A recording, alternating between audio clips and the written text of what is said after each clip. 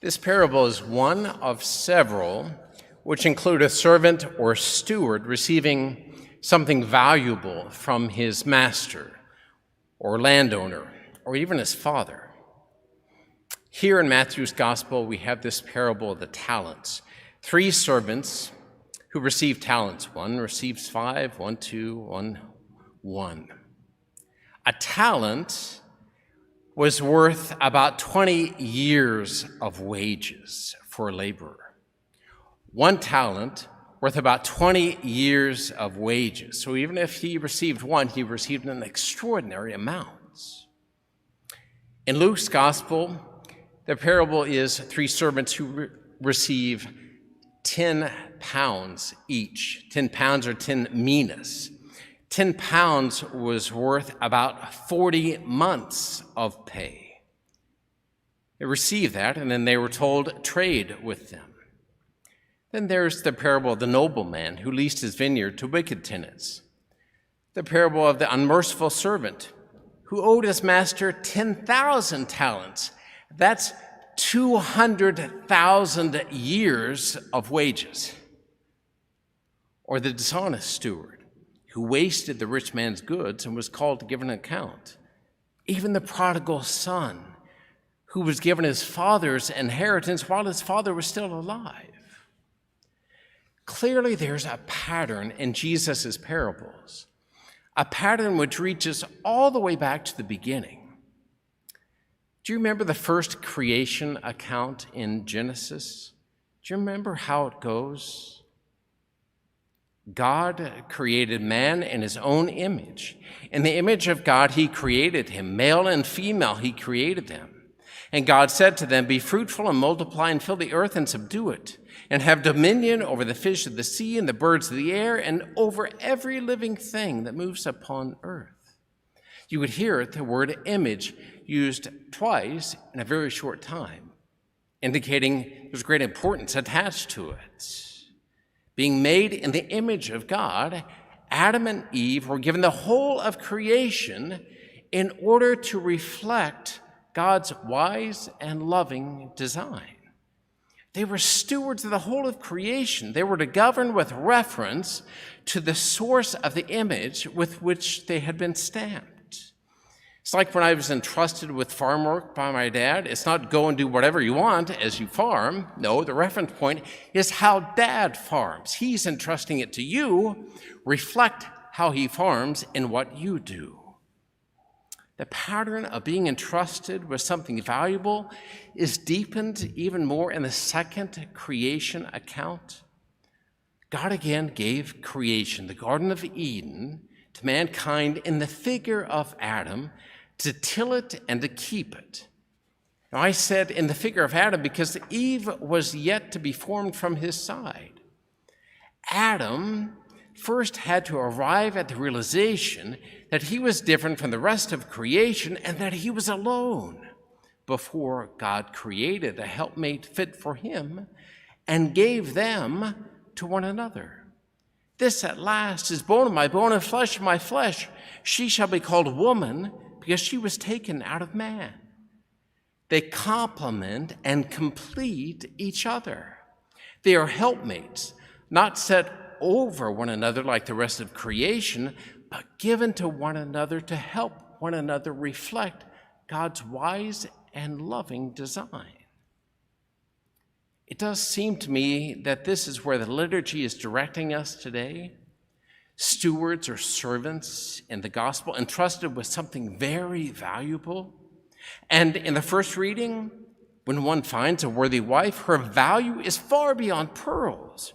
Her husband, entrusting his heart to her, has an unfailing prize.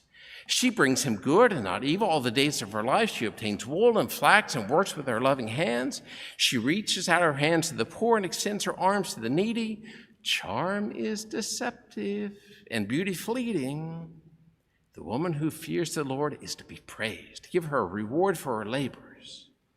And the psalm, blessed are you who fear the Lord, who walk in his ways, for you shall eat the fruit of your handiwork. Blessed shall you be and favored, which means good character. Blessed shall you be, and you will have good character. Your wife shall be like a fruitful vine in the recesses of your home, your children like olive plants growing up strong around your table. Behold, thus is the man blessed who fears the Lord. And you see, your children's children is how it's concluded. Husband and wife are of great value. Virtuous, industrious, life-giving, and religious. Helpmates complementing one another and helping one another to reflect God's wise and loving design in their relationship and in their family. How different is this Jewish and Christian view on creation and family life from the contemporary one? It begins not with the fact of creation and God's design, but with the individual's vantage point and self-discovery, and demands universal affirmation of the identity discovered and the removal of anything which limits the actualization of this identity, like the restrictive roles and notions in our first reading and our psalm. The interdependence of husband and wife, the woman at home, children and general, more than one child specifically, and even the categories of male and female, those have no place, certainly no pride of place, in our day. How could this radically different view have developed? Well, it was too much to propose all at once, so incremental steps made sense. Chip away at modesty, especially in terms of how girls and women dress. They'll like the initial attention, which will fade, as boys and men become desensitized to their bodies and cease treating them respectfully and as the weaker sex. The link between sex and love and monogamy and children could be weakened through wide-scale acceptance of cohabitation, divorce, pornography, abortion, and contraception, with the last two especially helpful in gaining women's independence. Free childcare for all could be freeing too. Then no one need to be shackled to the home. And by replacing biological sex with gender and multiplying the number of these and getting the ACLU to defend the right of transgender boys to play in girls' sports, marriage and the categories of male and female could increasingly become meaningless and irrelevant. Detached from biology and with the transformational power of technology close at hand, each individual can now stand atop creation, ready to redefine and reshape it at will. How patronizing these readings must seem in our day. Relics, no doubt, it will be claimed, of a male-centric worldview, which is why I find so very helpful the words proceeding our selection from Proverbs, which go, the words of Lemuel, king of Massa, which his mother taught him. There are figures such as this woman, I would say Justice Barrett, and many of you, for example, who understand the power of the family intended by God to teach his wise and loving designs. Figures who do not fit the dominant narrative of our day and call into question its assumptions. Maybe there is another way besides the current project being forced upon bakers, the little sisters, and us without a shred of tolerance. Maybe we are actually part of something much larger than the identities we can imagine. Perhaps living in accord with the purpose of the Creator doesn't limit us, but frees us from self-deception and evil influences. Just take the apple.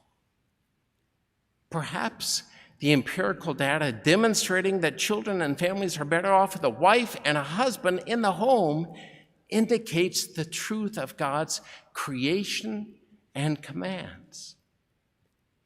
What if we feared to break our friendship with God, and so we're very careful to reflect his wise and loving design in our relationships with priceless human beings and the whole of creation?